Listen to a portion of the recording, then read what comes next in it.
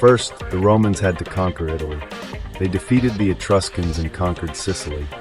Then they turned their attention to the Carthaginians. The majority of male Roman citizens were eligible for military service and served as infantry, while wealthy horsemen provided the cavalry. In war, the army was divided into legions, each consisting of 4,200 infantry and 300 cavalry. Approximately 1,200 men belonging to the infantry were poorer and younger men who could not afford the equipment of a standard legionary. In war, they served as skirmishers or velites armed with spears.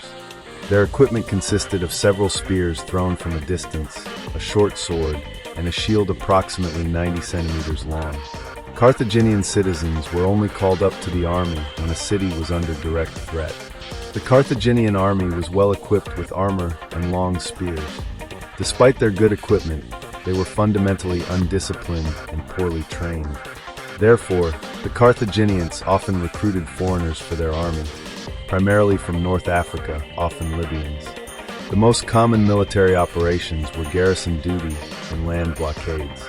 In military campaigns, surprise attacks, ambushes, and stratagems were the norm. Before planned battles, it was common for both armies to separate for days or even weeks. Sometimes they would assemble in battle formation daily. Occasionally, if one commander felt at a disadvantage, the armies would march away without engaging each other. This made it difficult to force a battle. Both commanders had to feel ready for combat. The Roman Republic expanded aggressively on the southern Italian mainland for a century. In 272 BC, the conquest of the Italian peninsula south of the Arno followed. Meanwhile, Carthage, with its capital in present-day Tunisia, also expanded, controlling several territories, including southern Spain and much of the coastal regions of North Africa. Hamilcar Barca, who had already commanded Carthaginian troops in the First Punic War and the Mercenary War, was appointed commander-in-chief and tasked with conquering territory on the Iberian Peninsula for Carthage. The Barcid family was particularly active in the colonization effort in western Andalusia. Hamilcar Barca and his sons Hannibal Barca and Hasdrubal Barca, as well as his son-in-law Hasdrubal the Handsome. This development was closely watched in Rome. Hannibal's crossing of the Alps in 218 BC finally. The Carthaginians set out to cross the Alps with probably 50,000 infantry, 9,000 cavalry, and 37 elephants. Hannibal's invasion surprised the Romans, who were still in their winter quarters on the Italian peninsula. For Rome, the Carthaginian crossing of the Alps led to the cancellation of the planned campaign, an invasion of Africa. A pivotal success for the Carthaginians was the capture of the capital of the enemy Torini. Hannibal and his army defeated the Roman cavalry and light infantry, led by Scipio, in the so-called Battle of Ticinus at the end of November. As a result of the battle, a large portion of the Gallic tribes joined the Carthaginian army. Consequently, the Carthaginian army swelled to more than 40,000 men. Scipio escaped wounded. His cavalry had been so weakened that he dared not risk another battle. The Romans' dire situation became so severe that the Senate ordered the consul Sempronius Longus to recall his army from Sicily, even though it was at that time preparing for the planned invasion of Africa. Sempronius' army was to join the Roman army, which was already facing Hannibal's forces. Hannibal lured the Romans into battle at the Trebia River and defeated them on unfamiliar terrain. The Carthaginian troops encircled the Romans, and only about 10,000 of their 42,000 Romans managed to escape. The Carthaginians achieved a resounding victory, while the Romans suffered heavy losses. This battle also saw the only significant use of Punic elephants in Hannibal's campaign. This victory allowed Hannibal to secure his position in northern Italy. He quartered his troops for the winter with the allied Gauls, who had previously joined his army in large numbers. The Carthaginian army thus grew to 60,000 men. The Roman Senate arranged for the election of a dictator to stop Hannibal, Quintus Fabius Maximus Verrucosus, who was given 2 legions. In 217 BC, Hannibal moved further south. Hannibal's main objective in Italy was to fight the Romans using local resources, raising troops from the local population. Rome, meanwhile, had assembled a formidable new army. The two consuls, Lucius Aemilius Paulus and Gaius Terentius Varro, were tasked with launching a decisive battle against Hannibal. They commanded approximately 80,000 infantry and 6,000 cavalry, while Hannibal had only 40,000 infantry and 10,000 cavalry at his disposal.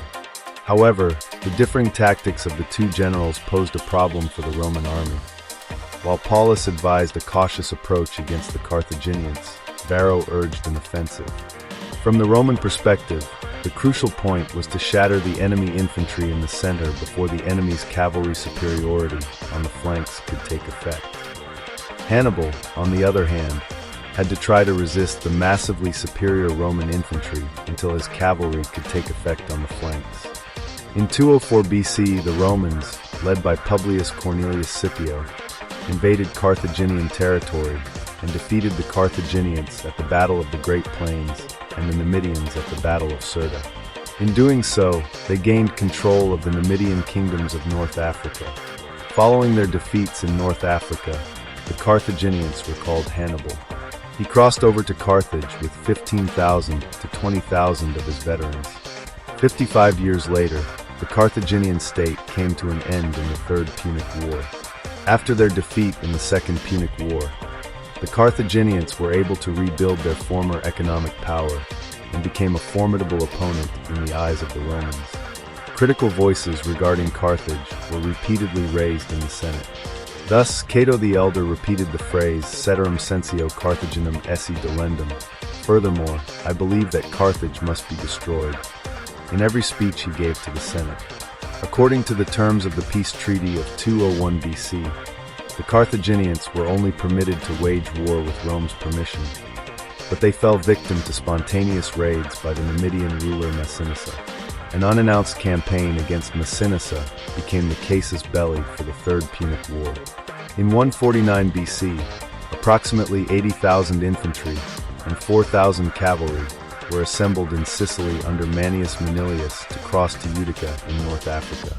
After landing in Africa, the Carthaginians complied with the Romans' demand to lay down their arms and, according to Polybius, surrendered 20,000 sets of weapons and 2,000 catapults. After 2 years of unsuccessful siege, Scipio Aemilianus was appointed the new commander-in-chief of the besieging army in Africa in 147 BC. The minimum age for consuls had to be lowered specifically for this purpose. Scipio's first task was to boost the morale of the troops and silence the dissenting voices of the soldiers, who were mostly farmers and had slowly become impoverished during the siege. The Carthaginians then retreated to the fortified district of Bursa. The Romans did not storm this district until the 7th day of their invasion of the city. The last 900 defenders of the citadel fought to the point of complete surrender. The Carthaginian leader Hasdrubal fled at the last moment, fearing Roman revenge for having tortured their soldiers before their very eyes.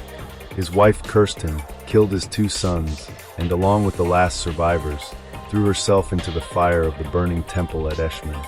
When Scipio learned of these dramatic events, he is said to have exclaimed a line from Homer, alluding to the conquest of Troy. The day of the fall of the holy city of Troy will come, and King Priam and his warrior will fall with it. Apparently, he feared that Rome might one day suffer the same fate as Carthage.